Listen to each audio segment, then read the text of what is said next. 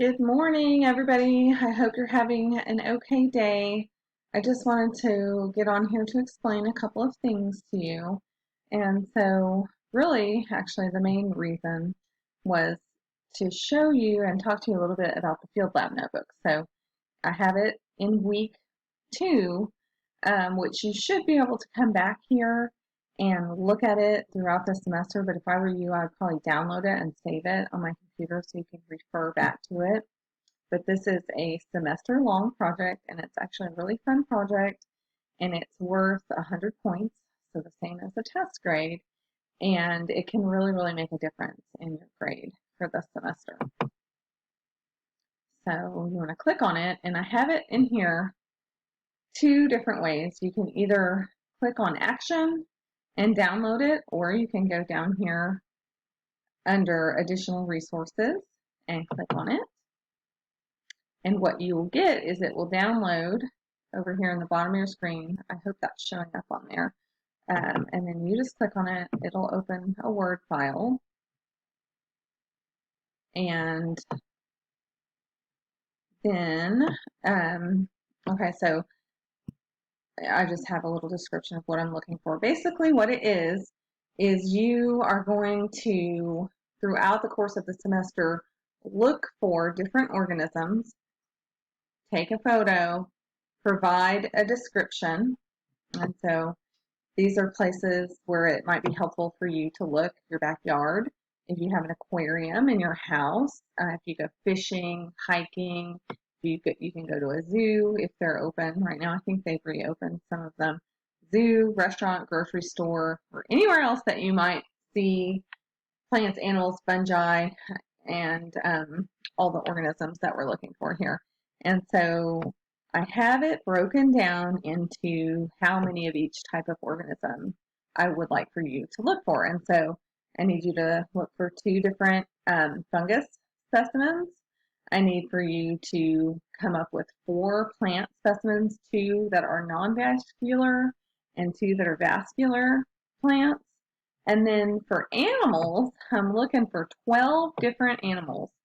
2 invertebrates, 2 amphibians, 2 reptiles, 2 fish, 2 birds, and 2 mammals. And it would be super, super helpful when you put your field lab notebook together if you would put them in the order that I list them on this piece of paper, even if that's not the order that you find them in. And let's see. So here's the information that I would like for you to include for each organism. And so you're going to want to put the common name, the complete taxonomic classification, which includes kingdom, phylum, class, order, family, genus, species, a photo that you took.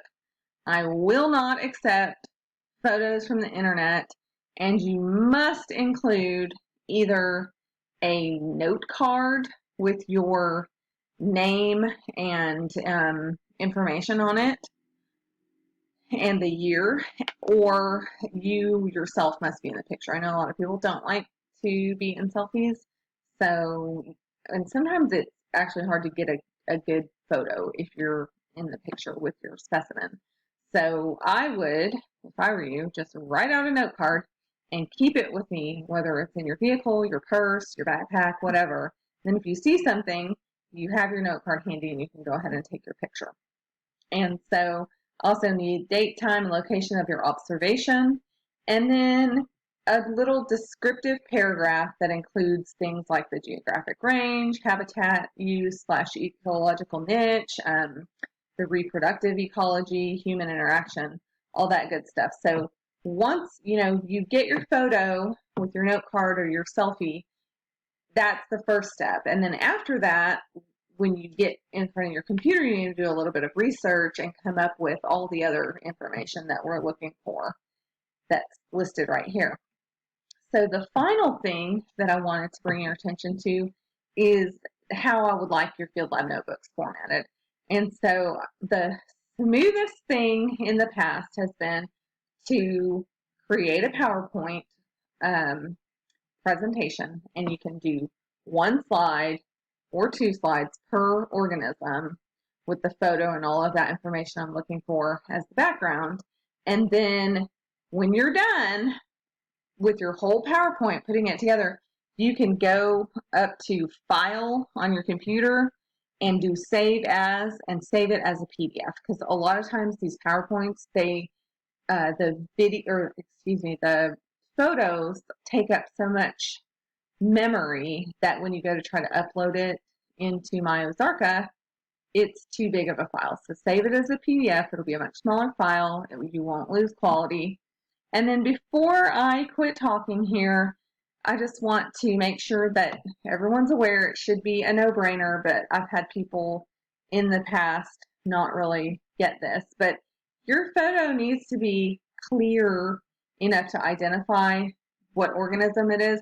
And if you're using something like that you find in the grocery store, whatever it is needs to be intact enough to where you could identify it. So like if it was a fish from a grocery store, it needs to have its head on it. If it doesn't, you need to look for something else. They have fish at pet stores, zoos, other places.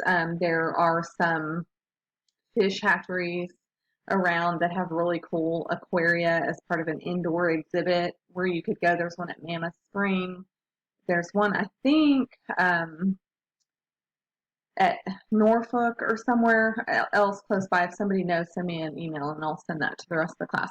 But anyway, I just want to let you know that this is a fun project where you can learn a lot, and it's also a way to add some points to your grade. Do not wait till last minute to start on it. Just get started immediately. Anything you see in your environment that qualifies for one of these categories is fair game. So I hope happy hunting, I guess, for your photos, and let me know if you have questions or if I left anything out or if you have any trouble at all. And I'm really looking forward to seeing all of your submissions for the Field Lab Notebook. I love this assignment so much. Thank you, and I'll talk to you later.